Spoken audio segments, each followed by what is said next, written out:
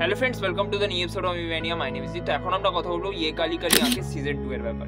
এবার দেখুন, ইয়ে কালি কালি আঁকে সিজন 1 যখন রিলিজ করেছিল, আমার এখনও মনে আছে, জানুয়ারি 2022-তে।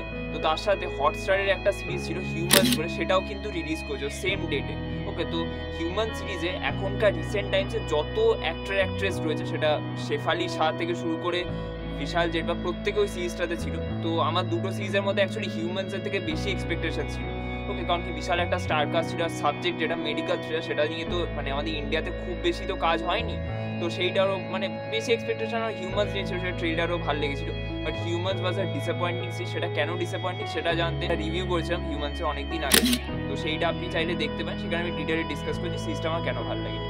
আর মিন বাই যদি ইয়ে কালি কালি আর সিজন 1-এর ব্যাপারে যদি কথা বলি, তো সিজন 1টা কিন্তু আমার বেশ ভালো লেগেছিল, কারণ কি ওটার উপর আমার কোনো এক্সপেকটেশন ছিল না। ঠিক আছে, ওটা জাস্ট আমি দেখতে বসেছিলাম যে হয়তো ভালো হবে না, বাট সিরিজটা কিন্তু আমার বেশ ভালো লেগেছিল। আর ওখানে রাইটার ডিরেক্টররা সবসময় প্রমোট করছে যে ওটা একটা 90s-কে হোমাজ দিয়ে বানানো একটা কাজ, বাট স্ক্রিন প্লে ওরিয়েন্টেড কাজ ছিল বলে আমার সিজন 1টা বেশ ভালো লেগেছিল। এবার দেখুন, সিজন 2 এর যদি কথা বলি, তো সিজন 2-তে বেসিক্যালি অনেক সময় আমরা কি দেখি, তো সানফ্লাওয়ার যে সিজন 1 সিজন 1টা খুব ভালো, প্রচুর লোকের ভালো লেগেছিল। বাট সিজন 2টা নিয়ে সেরকম হাইপ নেই, বিকজ সিজন 1-এর যে লেগেসিটা ছিল বা সিজন 1-এর যে একটা যে এক্সপেকটেশন লেভেলটা তারা ক্রিয়েট করেছে, সেটা কিন্তু সিজন 2-তে তারা ফুলফিল করতে পারেনি। এবার ইয়ে কালি কালি আঁকে যদি মানে আমি আমার পার্সোনাল ওপিনিয়ন শেয়ার করি, তো ইয়ে কালি কালি আঁকে সিজন 1-এর যে লেগেসিটা ছিল, সিজন 2-তেও কিন্তু সেম জিনিসটাকে তারা কিন্তু ম্যাচ করতে পেরেছে, যেটা আমার পার্সোনালি মনে হয়েছে। আর এখানে তারা যে যে জিনিসগুলো ভালো করেছে, সেটা হচ্ছে এখানে আমি ক্রেডিটসে দেখছিলাম, এখানে স্ক্রিপ্ট কনসালটেন্ট হচ্ছে সৌরভ শুক্লা কিন্তু খুব ভালো মানে রাইটার। ঠিক আছে, সে কিন্তু সত্যার মতন সিনেমা স্ক্রিপ্ট লিখেছে। তো সে এখানে যেহেতু অ্যাসোসিয়েটেড রয়েছে, তো এখানে রাইটিং এর ওপর প্রচুর কিন্তু করা হয়েছে, মানে ফোকাস করা হয়েছে। এখানে সিজন 1-এ কিন্তু রাইটিং মানে গল্পের ওপর কিন্তু খুব একটা ফোকাস ছিল না, ক্যারেক্টার্সগুলোকে খুব একটা ভালো করে করা হয়নি, মানে কিছু কিছু ক্যারেক্টার্স বাদ দিয়ে মানে খুব একটা ক্যারেক্টার ডেভেলপমেন্টের ওপর খুব একটা মন দেওয়া হয়নি।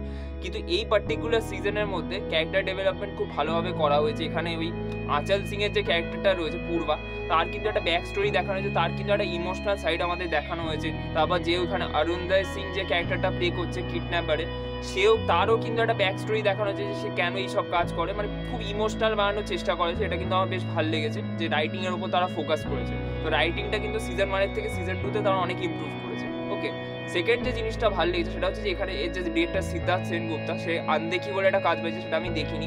কিন্তু না, আমি বলবো এখনকার রিসেন্ট টাইমসে পাল্প জনরাটাকে সব থেকে বেস্টভাবে ডিল করতে পারে। পাল্প জনরা মানে কি? পাল্প জনরা মানে একটা ধরুন মানে রিয়েল ওয়ার্ল্ডের মধ্যে ইমাজিনারি জিনিসপত্র হচ্ছে, সেটাকে আমরা বেসিক্যালি পাল্প বলি। তো সেই জিনিসপত্রগুলো আপনি এই সিরিজের মধ্যে দেখতে পাবেন, তো সেটা দেখতে আপনি মজা পাবেন। ঠিক আছে, মানে আপনার কোনোভাবে মনে হবে না যে মানে আপনার একটা মাইন্ড একটা ঘোরাফেরা করবে যে ইমাজিনেশনে মানে ইমাজিনারি জিনিসপত্রগুলো আমরা দেখছি স্ক্রিনে, কিন্তু সেটা দেখতে মজা লাগে। মানে আর স্ক্রিন প্লেটা কিন্তু প্রচণ্ড টাইট, মানে সিজন 1-এ যেমন স্ক্রিন প্লে আমি বললাম খুব ভালো ছিল, সিজন 2-তেও কিন্তু সেমভাবে সিদ্ধার্থ সেনগুপ্তা যেহেতু নিজেই স্ক্রিন প্লে লিখেছেন, তো স্ক্রিন প্লেটা কিন্তু বেশ ভালো। মানে কোথাও আপনার বোরিং ফিল হবে না, মানে 6টা এপিসোড রয়েছে, কিন্তু কখন যে মানে শুরু হবে কখন শেষ হয়ে যাবে আপনার সেটা ফিল হবে না, বিকজ খুবই টাইট স্ক্রিনটার, কিছু না কিছু একটা হ্যাপেনিং হচ্ছে। তো সেই জিনিসটা ভালো লেগেছে।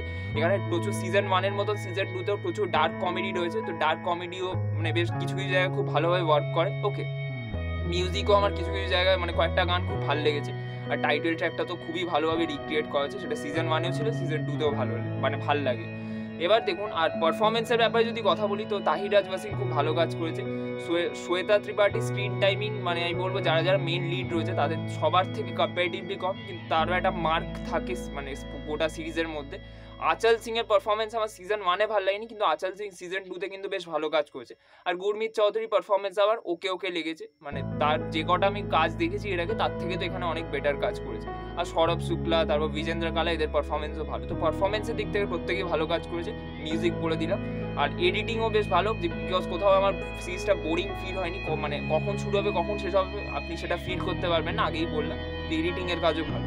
এবার সিরিজটা যদি আমি নেগেটিভ পয়েন্টে চলে আসি, তো দেখুন এখানে নেগেটিভ পয়েন্ট আমার একটাই লেগেছে, মানে সিরিজটার মধ্যে কিছু কিছু জিনিসটা একটু মনোটোনাস লাগে আপনার। মানে সিজন 1-এ যে যে জিনিসপত্রগুলো ছিল কিছু কিছু সিজন 2-এর মধ্যেও রিপিট করা হয়েছে। ঠিক আছে, মানে কিছু কিছু সিন চালিয়ে দেওয়া হচ্ছে, কিছু করা হচ্ছে, তো সেই জিনিসটা না একটু মনোটোনাস লাগে, তো সেইটা আমার ভালো লাগেনি।